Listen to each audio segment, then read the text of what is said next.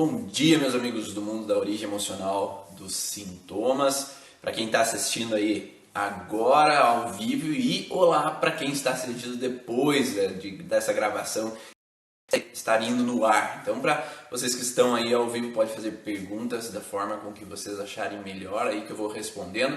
Para quem está assistindo posteriormente, me faça perguntas também que eu vou respondendo assim que possível. Bom dia, Denise, tudo bem? Então hoje o intuito da conversa é falar sobre as lesões sofridas e as lesões geradas. Quando isso pode acontecer, quando isso pode estar aparente no paciente e como podem ser associadas essas informações às vezes dentro do paciente. Porque muitos dos pacientes que eu atendo, grande maioria deles, apresentam os dois tópicos. Tanto lesões sofridas, quer dizer, as lesões vêm pelo ambiente, então o ambiente me provoca algum mal, e essa lesão sofrida pode ser tanto no contexto emocional, então alguém me ataca, alguém me critica, alguém me julga, alguém fala alguma coisa, eu presenciei um acidente, né? Tudo que é externo a mim, então eu presencio algo, eu vejo um ataque, eu vejo uma situação na televisão, que é algo externo para interno, né? Então eu vejo uma situação conflitiva no meu ambiente, eu vejo uma desarmonia do que está acontecendo ao redor, ou situações tóxicas, né? Então eu tenho uma lesão sofrida porque houve uma intoxicação, às vezes por um alimento, uma intoxicação por produtos de limpeza, uma intoxicação por alguma coisa que eu ingeri, às vezes de alimento ou de algum produto mesmo que para o meu corpo ele não lidou bem com aquele produto. Então essas lesões sofridas elas podem vir do ambiente para mim. Eu posso ter uma lesão sofrida às vezes por ondas eletromagnéticas, um Wi-Fi ou uma situação de redes de alta tensão que possam vir a interferir no meu campo energético, né? E no campo eletromagnético do meu corpo, isso podendo interferir com o meu funcionamento interno. Eu posso ter um choque que é algo externo para interno que possa me fazer mal de alguma forma. Então tudo que é no meio externo para o interno, eu posso sofrer uma queimadura do sol e eu ter essa sensação externa para interna, né? Eu tenho uma relação, às vezes, de um soco que eu recebo e recebo um contato físico, né? Não é emocional, é um contato físico que eu recebo do meio externo de alguma pessoa, ou eu caio, ou eu sofro um acidente. São todos processos que vêm do exterior para o interior. Ou posso sofrer uma irradiação, uma quimioterapia, uma radioterapia. Todo processo, então, de um ataque interno, né? Então, um ataque externo para interno. Bom dia, Yolanda, bom dia, Lívia. Então, nesse sentido, com relação a esse processo externo, é uma situação, tudo que vem do fora para me atingir e me fazer mal de alguma forma. E nós temos as lesões geradas, é aquilo que é feito internamente.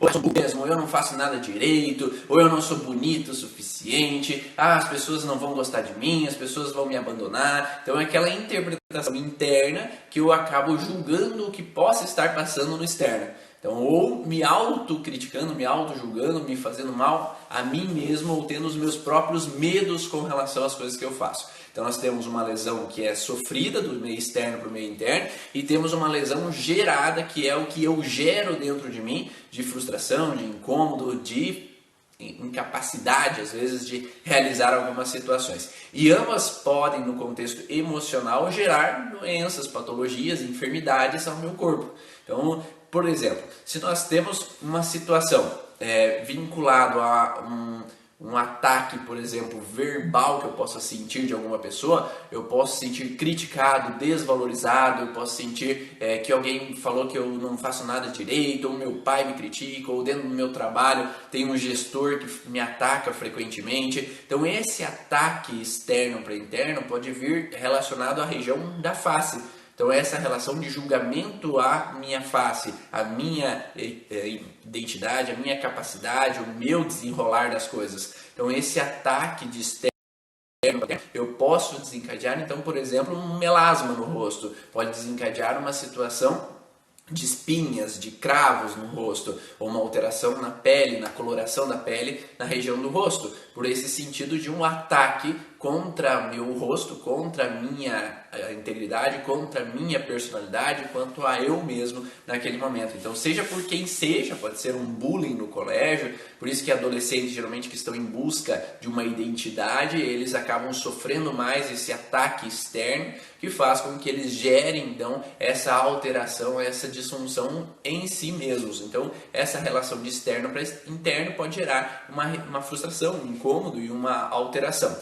E nós temos o contexto interno, que pode ser aquela situação de uma raiva pela atitude de uma pessoa. Então alguém me ataca e eu produzo dentro de mim a raiva perante aquela situação, uma injustiça perante a fala daquela outra pessoa, eu não concordar com aquela situação, ou eu ter que me submeter àquela situação do que aquela pessoa falou, disse, ou afirmou contra a minha pessoa, ou mesmo eu ter que me submeter a uma situação de presenciar. Então, geralmente quando a gente vive uma lesão sofrida, a gente gera algo dentro de nós. Então, por isso que dentro da microfisioterapia, por exemplo, existem as lesões em F, que são lesões sofridas, e as lesões em G, que são geradas dentro de nós. Então, essas lesões sofridas e geradas, muitas vezes elas estão em conjunção. Então eu tenho algo que eu sofro e esse sofrer algo gera em mim uma outra informação, gera em mim um outro incômodo. Tá? Então nós podemos ter sintomas associados com o mesmo conflito. Então, por exemplo, eu estou no medo porque eu tenho um vírus que está aí e esse vírus pode me atacar. Então esse vírus que pode me atacar produz em mim um medo e uma insegurança de estar desprotegido. Então eu tenho uma lesão em F, que é algo de fora que pode me fazer um mal, e em G eu produzo dentro de mim uma sensação de medo e uma sensação de insegurança, o que pode ser que vai acontecer. Então às vezes eu nem tive nada ainda, mas eu já estou produzindo uma lesão em F, que é uma sensação de que o vírus está aí, o perigo, as informações, as notícias da televisão, que são um contexto em F de um ataque contra a minha integridade, e dentro de mim eu produzo a insegurança, eu produzo o medo, eu produzo a preocupação com relação a essas interpretações. Gera até uma interpretação diferente, exatamente. Então um ataque pode gerar uma interpretação diferente dentro de mim perante a situação que está acontecendo. Ou por exemplo, eu recebo então um trauma em F, né, de fora, de sofrido externamente. Por exemplo, eu estou no médico e ele me diagnostica com um tumor. Então essa situação de informação foi uma informação que eu recebi, pode atingir o ouvido, né, o visual, que eu vi no exame ou ouvi uma informação que eu recebi o impacto sofrido do diagnóstico. E ao mesmo tempo, internamente, eu gero um medo de morrer. Então eu posso sofrer um ataque e a interpretação às vezes nem é que eu vou morrer, mas pela minha interpretação interna, há alguém da minha família que já morreu com relação a câncer, então dentro de mim eu interpreto que há a possibilidade de eu morrer também, como foi com meu parente. Então esse diagnóstico que eu recebo, que é uma lesão sofrida, gera em mim uma lesão gerada que desencadeia outros sintomas. Então essa informação pode gerar um contexto de ouvido, uma alteração em ouvido ou visual pela recepção daquela notícia. E ao mesmo tempo gerar dentro de mim uma sensação de fragilidade pulmonar, que é os alvéolos pulmonares, desse medo que a morte está iminente dentro de mim, ou uma dificuldade em aceitar aquele diagnóstico, por exemplo, que foi dado para mim, ou uma sensação de ficar contrariado com aquela situação, ou uma desorientação com relação àquela informação, ou eu perder o chão devido àquela informação. Então depende muito como a pessoa vai perceber aquele diagnóstico, aquela informação, mas ele pode ser interpretado internamente de formas totalmente diferentes de outra pessoa que talvez não tenha vivido nada na história da vida dela com relação a esses mesmos processos, essas mesmas interpretações. Então por isso que as lesões sofridas de externo podem gerar as mais diferentes possibilidades de reações internas. Eu coloquei algumas outras possibilidades, né, como por exemplo o contexto do diagnóstico. Nós estamos falando de diagnóstico de esclerose. Então se eu tenho um diagnóstico de esclerose, eu vou olhar às vezes no na internet e lá na internet vai me dizer que eu vou ficar na cadeira de roda. Então o meu fim é ficar na cadeira de roda, ficar paralisado. Então a lesão em F vem com o diagnóstico, vem com o que eu pesquisei no Google. Então eu recebo uma informação que me paralisa, eu me sinto preocupado, me sinto tenso com relação àquela informação e isso me gera um medo de ficar paralisado. Então, o diagnóstico perante a situação de que eu estou perdendo o movimento, que eu estou tendo uma falta de sensibilidade, uma falta de capacidade motora, me gera mais incapacidade motora. Porque o medo de ficar preso numa cadeira de roda gera uma fragilidade no campo motor. Então, aquela situação que eu recebi de impacto gera dentro de mim um novo impacto que potencializa aquela patologia, aquela enfermidade. E é o que nós chamamos de conflito em tranca, porque a partir do momento que eu já estou tendo uma paralisia, se eu interpreto essa paralisia como se eu vou ter mais paralisia ainda e que eu posso morrer paralítico, eu posso desencadear uma trava em cima da parte motora do meu cérebro, então que são a inervação motora que vai controlar os músculos que vão permitir com que eu me movimente. Então essa situação de conflito que interfere na musculatura vai paralisar e vai dar um bloqueio ainda maior com relação a esse movimento. E como a Lívia colocou, o diagnóstico coloca rótulo que gera medo. Então, como nós entendemos na origem emocional que cada pessoa é única, cada pessoa tem sua história diferente, se a gente é rotulado em um padrão, dentro desse rótulo existem mais diferentes pessoas possíveis. Então, a fibromialgia, existem mais diferentes possíveis pessoas, com os transtornos mais duros e difíceis do mundo, com as situações das pessoas com melhor desenrolar da situação da fibromialgia. Então, se eu vou numa página onde tem os maiores transtornos perigos do mundo, eu posso ter medo com relação a ter o mesmo padrão que os piores do mundo, ou um lúpus, ou a esclerose, ou seja o que seja, né, de patologia. Então, nesse sentido, enquanto eu me enquadro dentro de um grupo, eu fico no medo de repetir o padrão igual àquele grupo. E aí acaba entrando um processo de neurose, né, de um medo exagerado. É a mesma coisa que eu falo ali de grupos de mães, né? Então, a Gisele que está aí, né? Então, no grupo de mães ela deve saber bastante ali. Nesse sentido, quando há um grupo mães que às vezes entram aquelas mães neuróticas, né? Então, por mais que meu filho só tá com uma gripinha, tem uma mãe neurótica lá que o filho dela tá com uma gripe e ela teve que me levar para isso, para aquilo, para que ninguém ache que é. E daí ela fica às vezes num pavor, ele tá com febre, o que vai acontecer? Ele vai morrer e tal.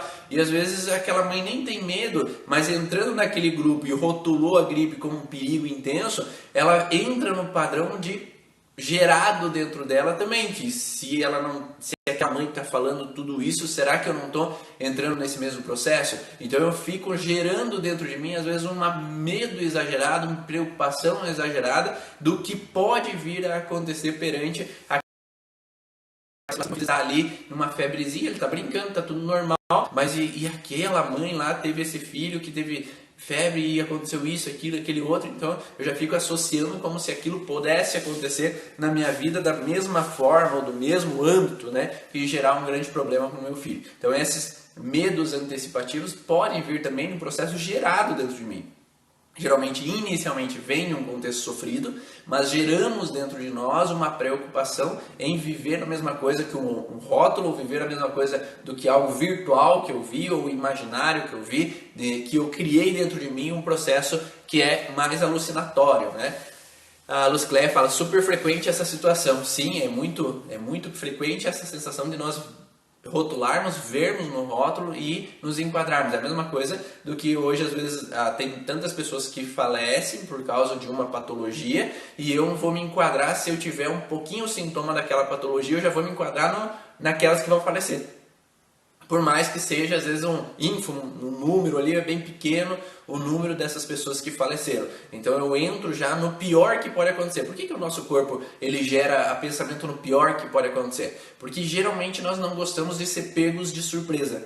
Se nós não gostamos de ser pego de surpresa, se eu vivo a situação e eu sou pego de surpresa, geralmente é um susto, um pavor.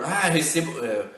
o meu esposo, minha esposa foi viajar Então eu já começo a pensar o pior que pode acontecer, por exemplo, tá? Porque se eu recebo uma ligação e falo, aconteceu um acidente e a pessoa faleceu, é aquela sensação de impacto e é um grande problema, é uma grande frustração, é um grande incômodo e me desaba tudo de uma vez. Se eu sofro por antecipação, é como se o impacto não é tão doloroso, porque entra numa sensação assim, eu fico pensando, vai acontecer alguma coisa, ligaram pra mim, eu sabia que isso ia acontecer. Então não é aquela sensação de choque, né? Aquela sensação de susto, de perigo, de medo exagerado. Então os medos eles servem até mesmo para que eu diminua a intensidade de susto se eu receber uma notícia ou se acontecer alguma coisa.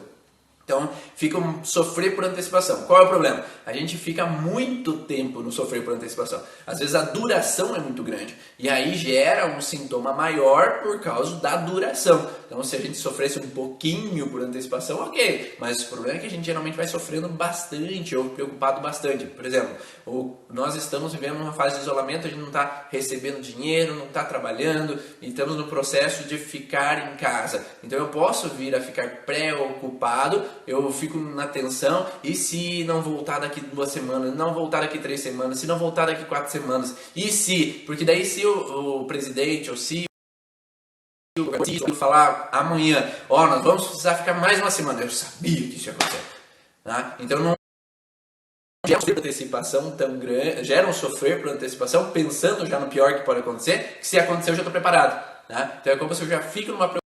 E se faltar dinheiro? Então eu já vou guardando, estocando aqui, porque se precisar eu tenho.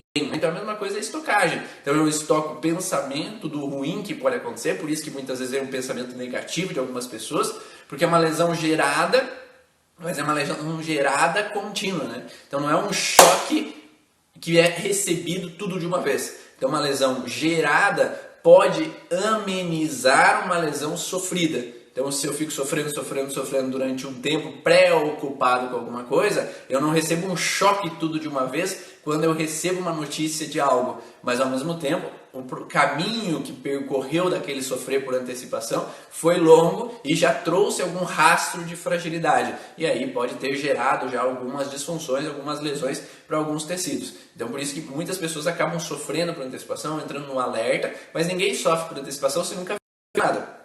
Se a pessoa vai ter medo de que alguém faleça, é porque houve algum falecimento na história dela ou na herança familiar. Se ela tem medo de faltar dinheiro, é porque houve algum perigo de faltar dinheiro na história dela ou de familiares anteriores. Então todo esse processo ele vem com uma antecipação, com uma preocupação de eu não reviver aquela história.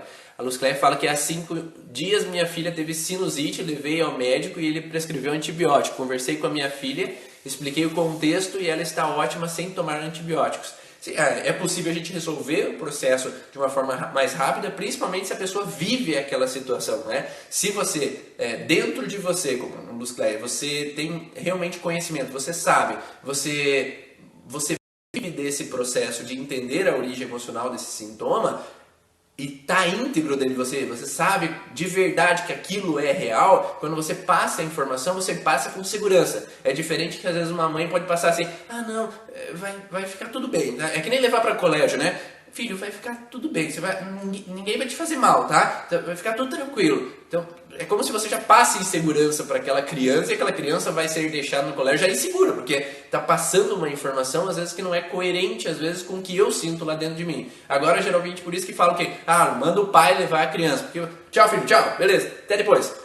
Sai, às vezes, com segurança, sabe que vai ficar tudo bem, que dá segurança para aquela criança e fica num processo mais de tranquilidade para aquela criança. Não é toda mãe, não é todo pai, né? Mas, quando eu passo é isso que está acontecendo, você viveu isso, por isso que tem esse sintoma, por isso que quando a gente vai atender crianças, é interessante que o pai tenha consciência, a mãe tenha consciência do que a criança está vivendo. Porque se o pai não vive a história da criança, ele não vai saber nunca o que está passando na cabeça. Se não tem diálogo, se não tem recepção, se não tem um acolhimento, a criança não se sente segura em desabafar com os pais, como é que vai atender uma criança se a criança às vezes não sabe expressar direito o que ela está vivendo e os pais não conseguem perceber o que está de frustração para aquela criança. Então, cada vez os pais às vezes ficam mais ausentes com relação às crianças e não percebem o que elas sentem dentro dela. E aí entra uma história de uma paciente que eu atendi uma certa vez, Porque eu observava no processo de sintoma dela que ela tinha uma sensação de que a mãe não me ama. Então eu tenho que... O que acontece? Houve um momento uma rejeição, né? Por uma rejeição mais no contexto de crítica, de desvalorização ou até mesmo de não recepção muito boa durante a gestação. E aquela menina, ela tinha que ser perfeita para a mãe, para que a mãe me ame. Então aquela menina sempre usava todas as roupas que a mãe queria, ela sempre estava junto da mãe, sempre está fazendo tudo para a mãe, sempre acolhendo a mãe, sempre está ali ajudando a mãe, só que a menina não tinha identidade dela, a menina não podia ser ela, porque ela tinha que ser quem a mãe queria que ela fosse para que a mãe ame. E aí gera essa relação de o julgamento ou a não aceitação durante a gravidez daquela menina trouxe uma lesão gerada que eu tenho que ser perfeita. Porque senão a mãe não vai me amar. Então, perante a não aceitação, perante a rejeição, lesão sofrida, gerou uma lesão em G, que é uma lesão gerada dentro dela, num contexto de medo do abandono.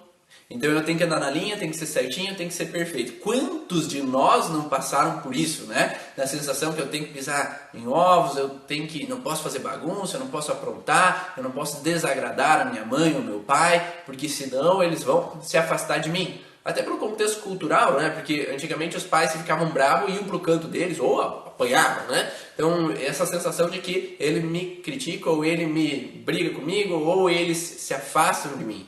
Então aquela menina, ela perde a identidade dela e ela traz sintomas recorrentes, porque cada vez que a mãe olhou atravessado, ou criticou de alguma forma, ou reclamou de alguma forma, ela tinha uma lesão gerada dentro dela de medo de não ser amada.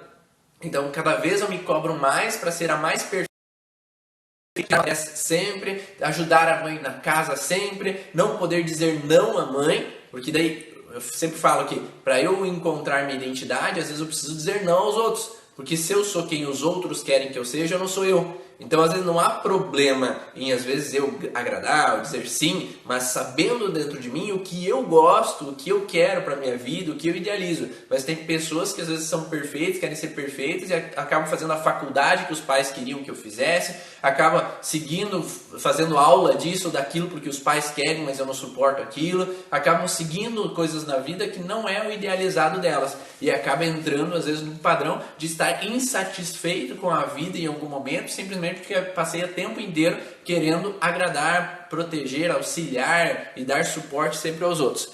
Aqui em casa, quando alguém fica doente, eu já pergunto, você sabe por que você está assim? Meus filhos logo identificam a enfermidade, dura 3 dias e é cura sem medicamentos.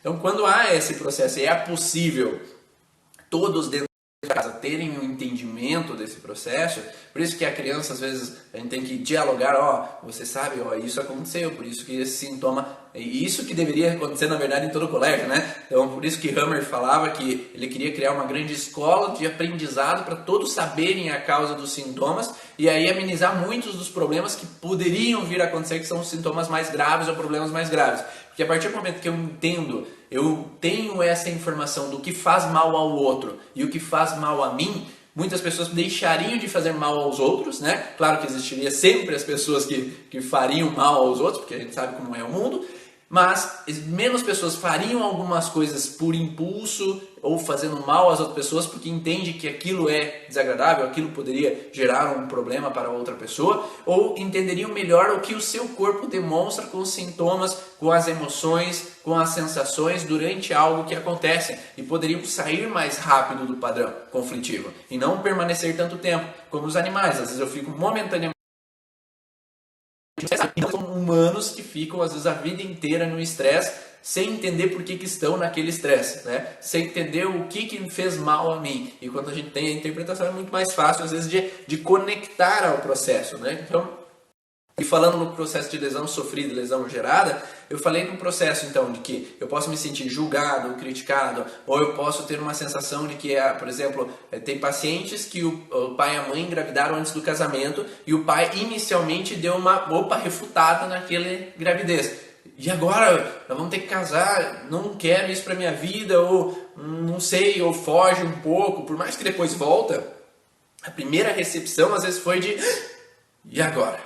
será que nós vamos ter mesmo? Será que não vamos? Será que fazemos isso ou aquilo? E aquela mulher sente essa sensação de rejeição, aquela criança está dentro dela. Então ela acaba recebendo esse processo. Claro que não é culpa de um, culpa de outro. Às vezes cada um tem sua história, cada um viveu um certo momento. Talvez aquele momento não era um bom momento mesmo. Talvez aquele momento tinha preocupações financeiras. Então a gente não pode culpar aquela pessoa pela recepção que ela teve. Mas saber que cada um tem sua história e talvez o pai recepciona daquela forma, ou a mãe recepciona daquela forma, por todos os medos, inseguranças, todos os processos que ela vive. Nós não podemos negar tudo, as emoções da outra pessoa. Uma das coisas que a gente fala muito na Ressignificar é separar o papel da pessoa como ser humano que é aquela pessoa. Então, por mais que o papel é de ser meu pai, não quer dizer que ele não é um ser humano que erra também como qualquer outra pessoa.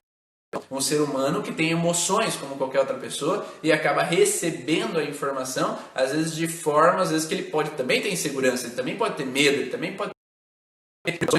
pode também ter bloqueios na história da família que faz com que ele haja da forma com que ele haja. Então esse entendimento que eu posso entender que o papel do pai não muda o fato dele ser um ser humano. O papel de ser minha mãe não muda o fato dela ser uma ser humana, que também pode errar, que também tem seus medos e inseguranças. E quando a gente separa o papel de pai, mãe, de ser humano, a gente percebe que aquela outra pessoa também é um ser humano, que erra como nós erramos, eu acolho melhor aquela pessoa pelas decisões que ela tomou em alguns momentos, pelo papel de ter, às vezes, medo de aceitar aquele processo que aconteceu naquele momento da minha gravidez. E aí eu posso lidar de uma forma melhor com aquela recepção, com aquela informação, com aquele impacto que eu recebi naquele momento.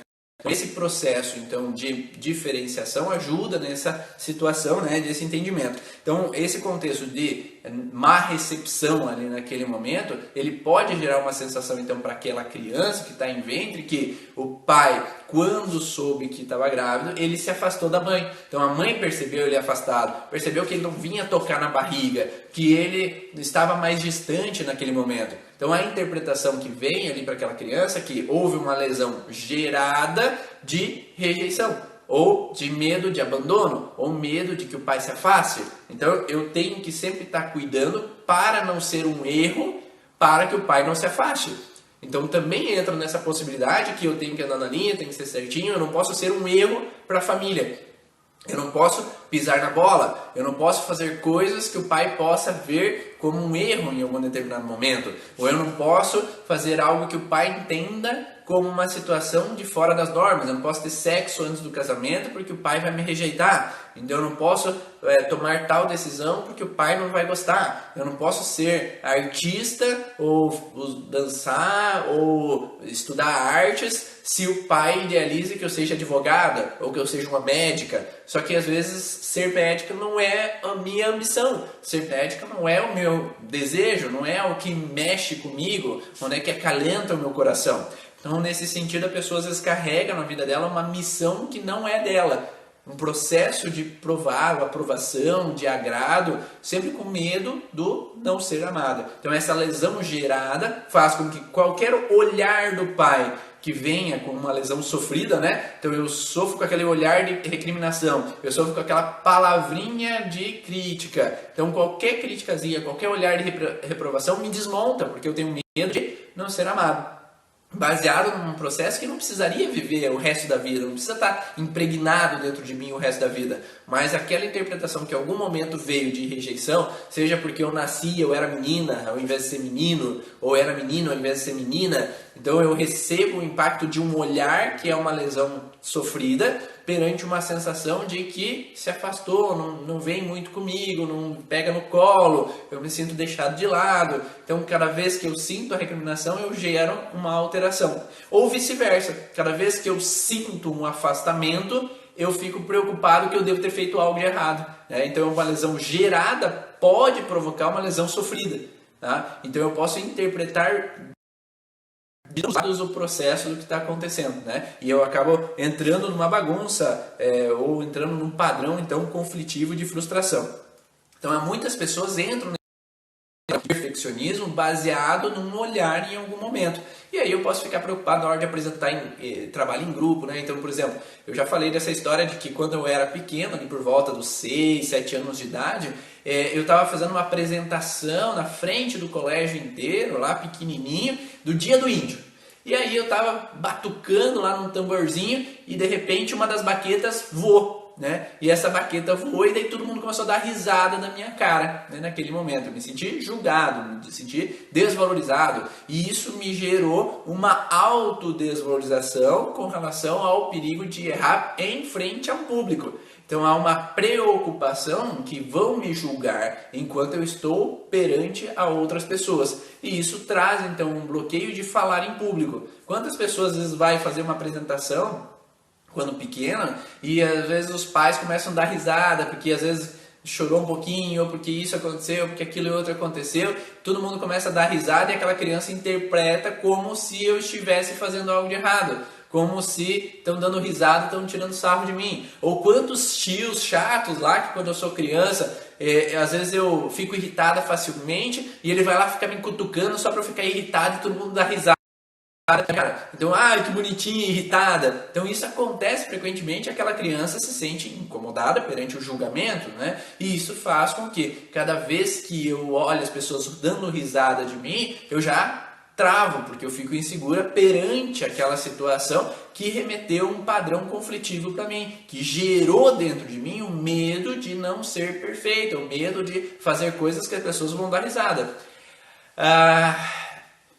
A Luzcléia falou que também viveu esse tipo de padrões, né, de julgamentos ali. Então, quantas pessoas não viveram, né? Às vezes na frente da turma, na frente da sala de aula, aí uma professora às vezes critica lá, tá errado isso daí na frente da turma, ou teu cálculo tá errado ali no quadro, que você fez errado, tá, não é assim que deveria ser, e daí todas as pessoas estão ali olhando, né? E acabam às vezes me sentindo. Então, um contexto de lesão sofrida, né? Porque todo mundo está me olhando, me recriminando e me gerando uma autodesvalorização. Como se eu sou um burro mesmo, eu estou sempre errado, eu só faço besteira. E aí cria uma sensação ou de uma hiper performance, onde tem que provar que eu sou intelectualmente capaz, e aí eu não levo em cargo as medidas, eu vou atrás, faço, dou conta, resolvo, estudo e dou conta. Ou a pessoa já evita tentar para não chegar numa desvalorização. Então, não, se eu fizer isso, as pessoas vão me criticar. Então, é melhor nem fazer para que elas não me critiquem. Então, tem pessoas que às vezes evitam o processo. E nesse processo de ressignificar, depende muito da pessoa. As pessoas às vezes conseguem entender bem esse processo, a gente consegue chegar ao X da questão. É possível.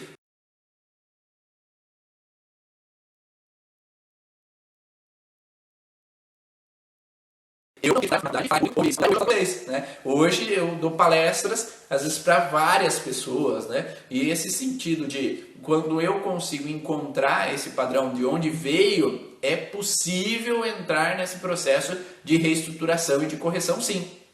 E aí sair dessa alteração. Só que, qual é o problema? Geralmente é difícil chegar na causa real, é chegar lá aonde iniciou todo esse processo.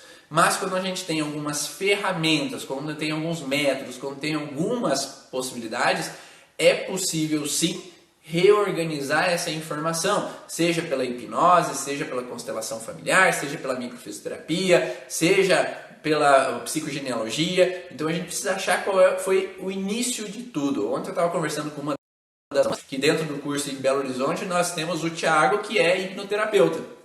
E ele fez uma demonstração com ela de sair dos medos de descer escada. Ela não conseguia descer escadas porque ela tinha pavores, né? A Lívia que está aí, que é da turma, ela sabe como foi. Então, ela tinha exatamente um pavor imenso de descer escadas. Ela fez a hipnoterapia e ela começou a descer escadas.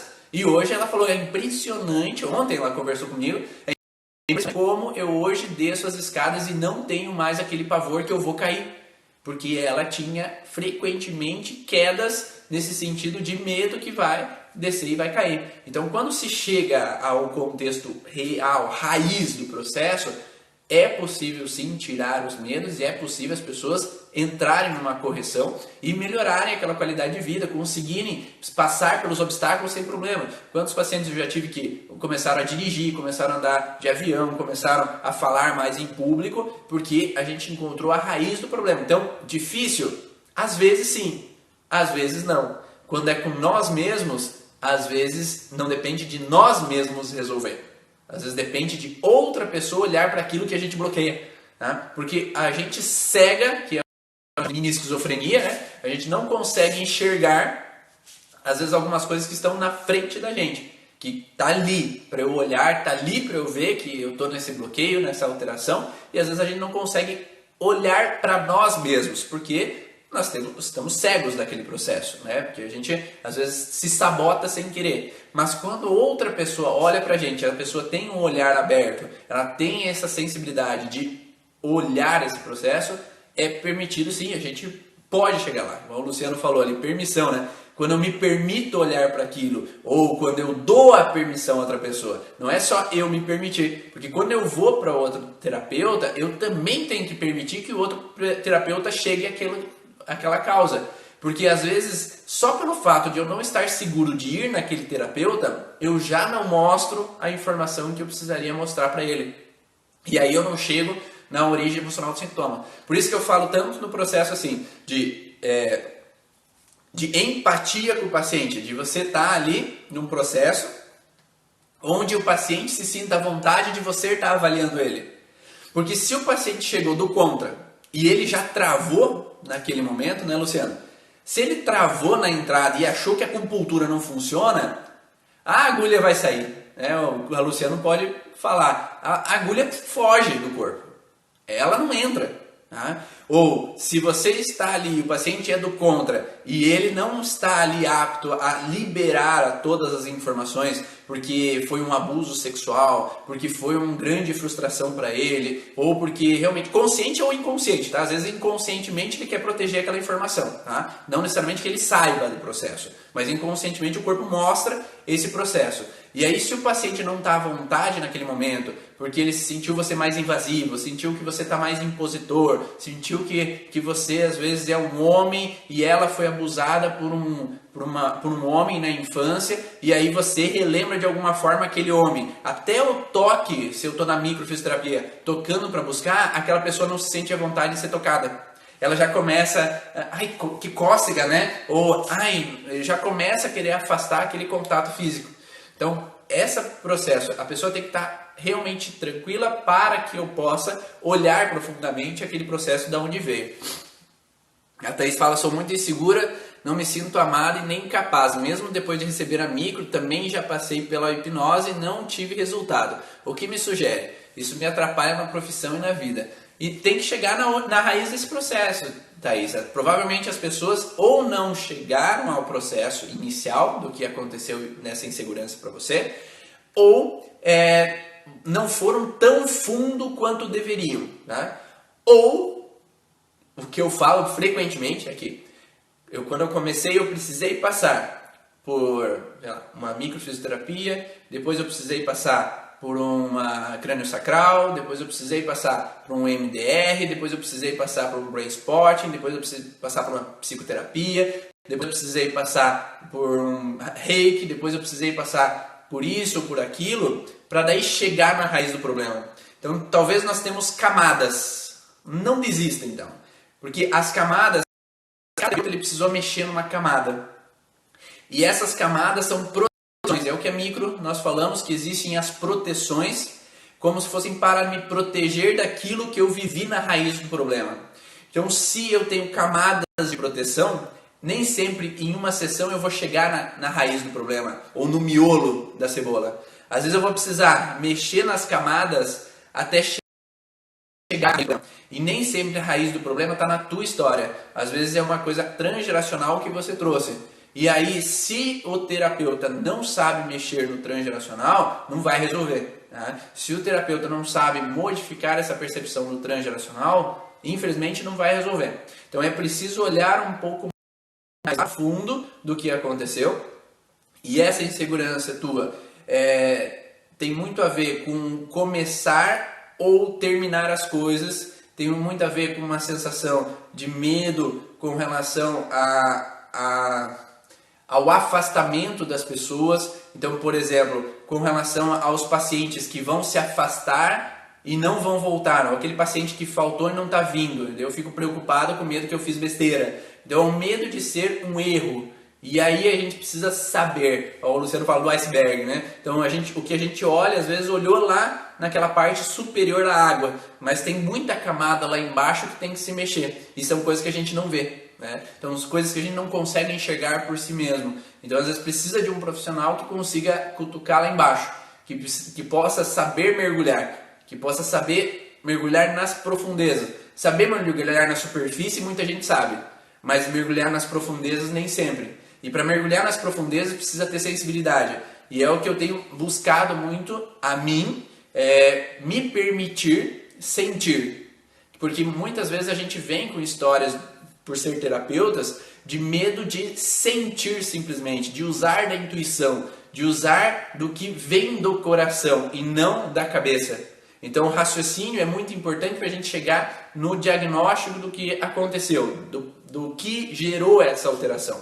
E amanhã nós vamos fazer uma aula para o curso Origens Profissional. Então, quem não está lá no grupo fechado do Facebook, me avisa. Quem não está no grupo fechado profissional, me avisa que nós vamos fazer lá amanhã uma demonstração de atendimento, né, com uma das alunas do curso Origens. Então, dentro do curso Origens Profissional, a gente vai fazer uma demonstração e eu vou mostrar como usar esses processos para chegar lá aonde que está o processo real do sintoma. Só que se a gente não se permite sentir junto com o paciente, estar presente, estar focado, é o que eu tenho falado, que eu tenho atendido ontem e hoje eu vou atender alguns alunos do Instituto Ivan Monaldo dentro do eu vou atender eles ali para eles saberem como é o atendimento.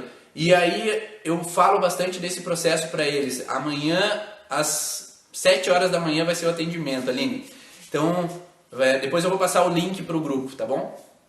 Nesse processo eu falo bastante do sentir, o que o outro está vivendo, se permitir entrar no processo da outra pessoa, estar conectado. O que é estar conectado? É você estar naquele momento e você estar só com aquela pessoa. O celular está desligado, eu estou desligado do que está acontecendo ao meu redor, eu não sei o que está acontecendo lá em casa, eu não sei o que está acontecendo ali no lado, eu estou focado para atender aquela pessoa e eu estou conectado àquela pessoa. Só que se eu estou atendendo aquela pessoa pensando no paciente que acabou de sair, eu não estou conectado naquela pessoa. E aí eu me desfoco e isso atrapalha o atendimento. Então, principalmente, é interessante focar, estar presente, e isso já ajuda a penetrar no processo. Só que se o terapeuta, por si mesmo, não se permitiu sentir nele mesmo, não se permitiu ir em terapeutas e buscar a fundo as fragilidades dele, porque nós temos muitos conflitos no transgeracional, né, Denise, de ser queimado na fogueira, de pessoas que talvez vieram das nossas descendências,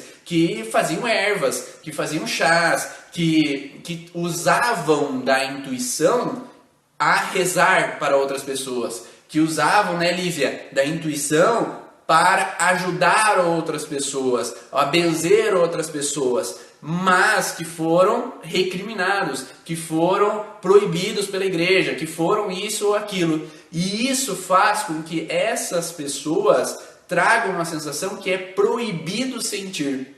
É proibido sentir, porque é proibido sentir amor, é proibido sentir o contato com outra pessoa porque eu vou sofrer, ou é proibido usar da minha intuição porque eu vou ser recriminado, eu vou ser preso, eu vou entrar nisso ou naquele outro problema. Então, e por isso que é importante para o terapeuta trabalhar seus próprias fragilidades, suas e do transgeracional, porque senão você não consegue desenrolar totalmente o teu atendimento. Tá? Então é importantíssimo o terapeuta se tratar, tá? Para saber as lesões em F e lesões em G que a pessoa tem, nesse sentido. Tá? Então amanhã a aula com relação aos alunos do curso Origens, tá? Dentro da plataforma fechada do curso Origens, eu vou liberar hoje o link para acessar a aula de amanhã. Então, só para alunos do curso Origens que vão estar essa aula, tá? Deixa eu ver o que mais aqui. Esse cara Eu também estou nessa busca, sinto que estou no caminhada. Tá dando para entender? Só me dá um ok aí, só para eu saber se essas informações fazem sentido. O Luciano falou rejeição e pode dar a dor. Que o paciente na acupuntura, se ele rejeita o atendimento, ele pode ter uma rejeição à agulha. Então a agulha rejeitada é aquela situação, coloca a agulha, daqui a pouco ela sai.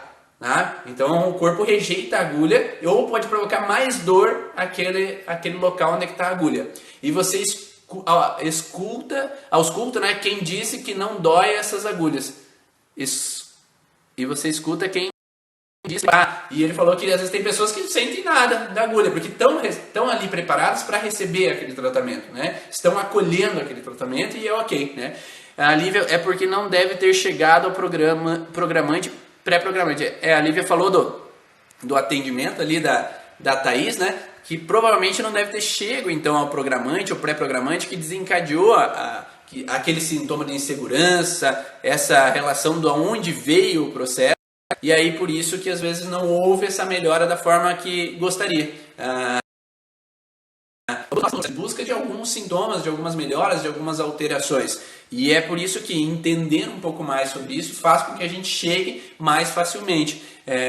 Muitos provavelmente se veem ali no mesmo contexto do que a Thaís, né?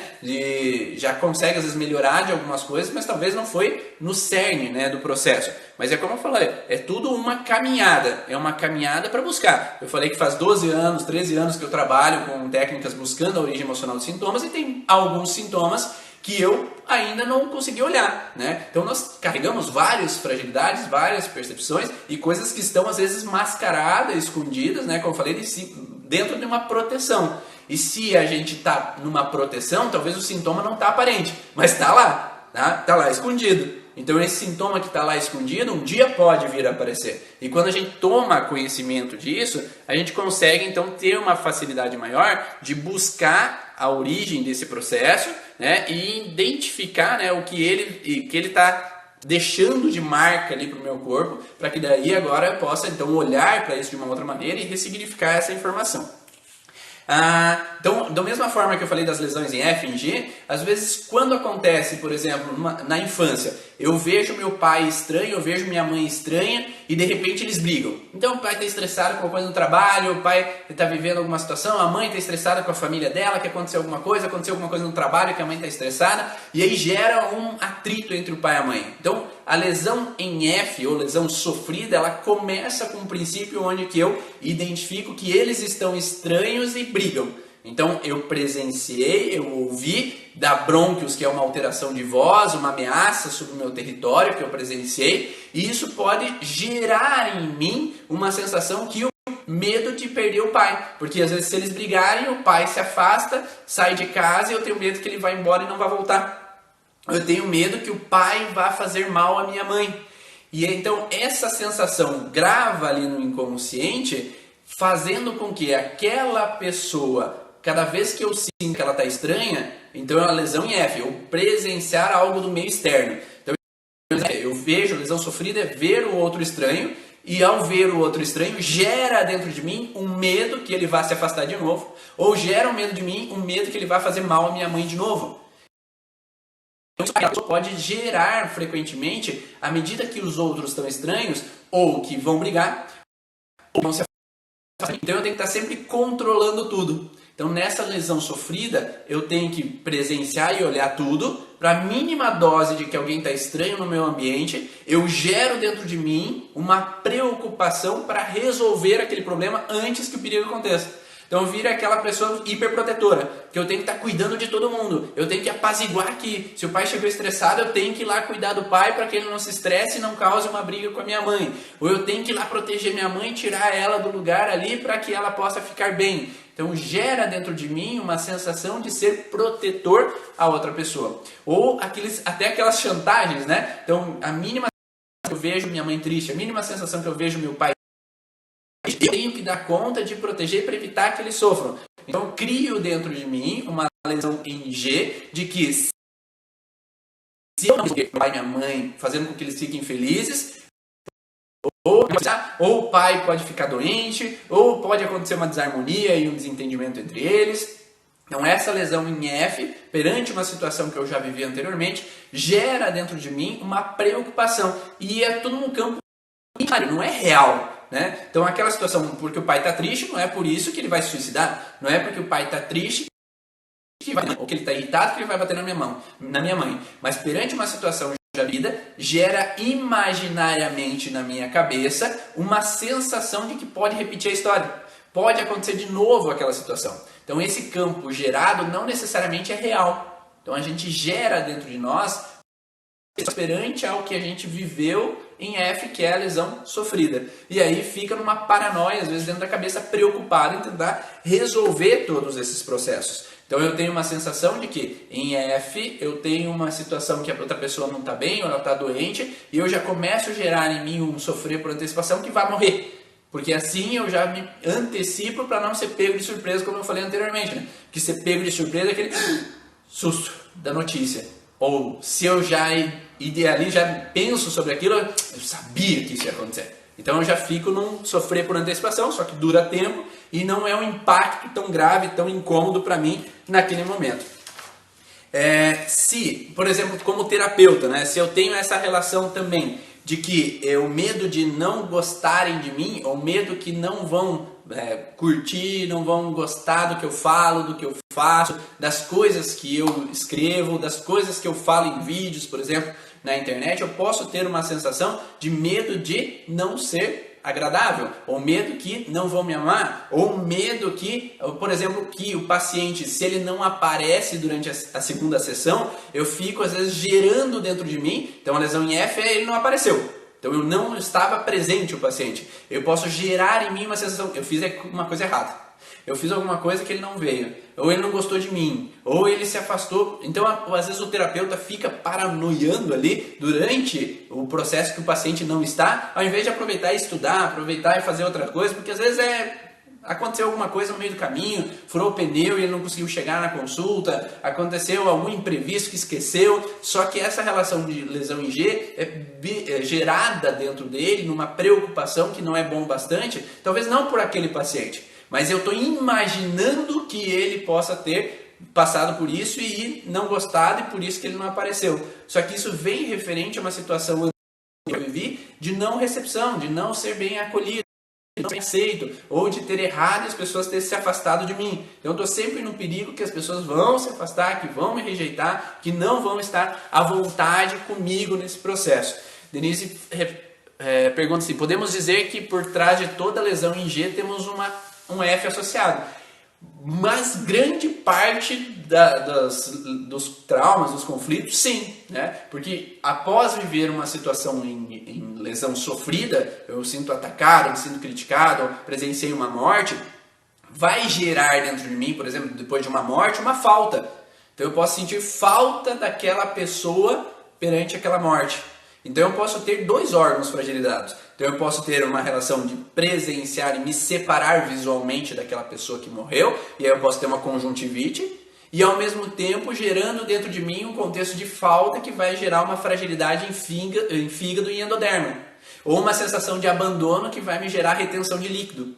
Então é muito frequente nos pacientes que eu atendo o contexto de lesão sofrida gerar uma sensação.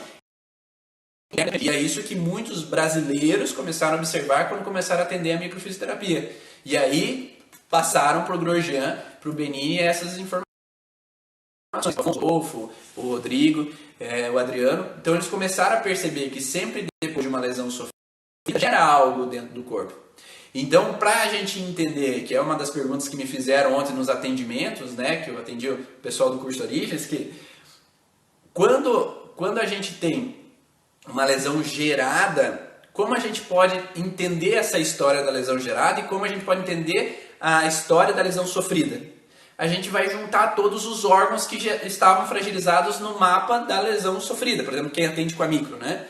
Então eu sei que tem uma fragilidade, por exemplo, hipófise, eu sei que tem uma fragilidade em F, vamos dizer que tem uma fragilidade em hipófise, uma fragilidade em tireoide, uma fragilidade suprarrenal, e uma fragilidade em BA6, que seria a parte então de mesoderma novo, que seria osso frontal. Então eu sei que aquela pessoa viveu uma sensação a autodesvalorização, mas num contexto assim, de não me sentir à altura, que é a hipófise, junto com a tireoide de não ter sido rápido o suficiente, ao ter errado, que é a suprarrenal em mesoderma, e com o contexto que é a desvalorização intelectual. Então eu tenho uma sensação de que eu me senti um burro, que alguém me desvalorizou intelectualmente porque eu não fui rápido o suficiente para responder uma pergunta, por exemplo, que me fizeram. E isso pode gerar em mim, que daí eu vou olhar em G, uma sensação de BA5, por exemplo, que é um contexto de abandono, uma sensação de rejeição, por exemplo, ou de uma sensação de separação, porque se eu erro as pessoas se afastam de mim, que daí eu posso encontrar epiderme fragilizada. Então depende muito com relação a o que aquela pessoa interpretou sobre aquela situação. Mas aí para entender a história a gente precisa todos os órgãos que estão fragilizados em F, todos que estão fragilizados em G, se tem a microfisioterapia. Se não tem, daí é mais difícil você juntar essas informações, porque a gente não vai saber se a pessoa está com dor de cabeça junto com uma sensação de insegurança e tensões em trapézios, com uma relação de retenção de líquido, a gente não vai ter como distinguir se é uma lesão sofrida ou se é uma lesão em F, cada um desses órgãos. Mas a gente pode perceber a interpretação. Se eu sei que ela está com tensões em trapézio, eu sei que ela está com medo anticipativo, está com uma preocupação, junto com uma dor de cabeça frontal, com um contexto de desvalorização intelectual, junto com uma sensação de BA5, né, que seria o rim, né, um contexto de canais coletores do rim, que ela está retendo líquido para um contexto de medo de abandono. Então, ou seja, ela tem uma preocupação de um julgamento, uma desvalorização intelectual que gera um abandono. Então, esse contexto de conjunção desses órgãos é o que vai construir essa história do que aquele paciente está vivendo, para aí a gente conseguir interpretar essa situação. Porque ela pode estar, às vezes, com uma dor nos olhos, porque uma interpretação de que alguém olhou de alguma forma ruim para ela. Por exemplo, eu fui, no começo da carreira, quando comecei a trabalhar com a origem emocional dos sintomas, eu vim para uma cidade onde que não se falava muito que a emoção gera sintoma. Por mais que tem psicólogos e psiquiatras há anos atendendo, né? Mas com uma cultura mais fechada, com uma interpretação mais fechada sobre o assunto, eu fui dar uma palestra e uma pessoa levantou a palestra e criticou o que eu estava falando, que isso não tem nada a ver, que isso não é nada. Depois de 13 anos, uma grande parte da população já sabe, né? Porque eu já bati na tecla muito e muitas pessoas já têm. Tem pessoas fechadas que não aceitam outras visões. Mas naquele momento há uma crítica, há um julgamento. E aquilo me gerou, naquele momento, uma fragilidade ocular, onde que tinha uma manchinha preta no meu olho, que cada vez que eu olhava para a parede de branca, aquela manchinha ali mexendo. Então era bem na posição onde é que aquele cara estava que levantou. Para que serve aquela manchinha? Para como se fosse esconder a força daquela pessoa que me agrediu verbalmente em algum determinado momento. Então, aquele ponto de escuridão no meu olho representava o rosto daquela pessoa. Então, quando eu entendo isso, quando modifico essa percepção, que eu não preciso provar para ninguém, mas até aquele momento, tinha uma autocobrança dentro de mim por situações lá do batuque, lá quando eu era criança, aos 6 anos de idade, que as outras crianças deram risada na minha cara quando eu estava falando em público. Que lá na história da minha família tem julgamento, críticas e ameaças. Então, trouxe uma informação que reativou em mim e gerou uma escuridão ali em um determinado local do meu olho. Mas quando eu posso entender, hoje eu olho para o fundo branco e não tem problema, não aparece mais aquela mancha. Né? Mas se a pessoa não interpreta, não entende, não fica naquela informação entendendo a origem desse processo, a tendência é que permaneça aquela mancha lá naquela região do olho. Né? Eu tenho a possibilidade de aqui, como eu tinha miopia, não era tanto, né? Eu tinha 1 grau de miopia, enquanto eu não entendia a origem desse sintoma, eu não melhorava daquela miopia. Mas a partir do momento que eu entendi, que eu pude fazer uma sessão de brain spotting, consegui visualizar aquela cena do que aconteceu quando eu era criança, em torno dos meus 2 anos de idade, eu consegui ressignificar, modificar aquela interpretação, sair daquele processo. Tá? E quando eu comecei a fazer exercícios oculares, porque os nossos olhos também precisam de exercício, ficar o dia inteiro no celular, com o computador perto de mim, o meu corpo vai se adaptar a enxergar só de perto e não de longe, porque eu não estou trabalhando minha visão. Por isso que hoje tem uma janela ali na minha sala, onde que ao atender o paciente, às vezes eu faço exercícios olhando ao fundo, olhando longe, para treinar a minha visão distante. Senão eu não consigo trabalhar a minha visão distante. Se eu fico só olhando para perto, meu corpo vai se acostumar ao que eu preciso. E eu preciso se enxergar só de perto no celular, ele não vai trabalhar a visão de longe. Né? Então eu vou ficar focado só naquilo que é necessário para mim.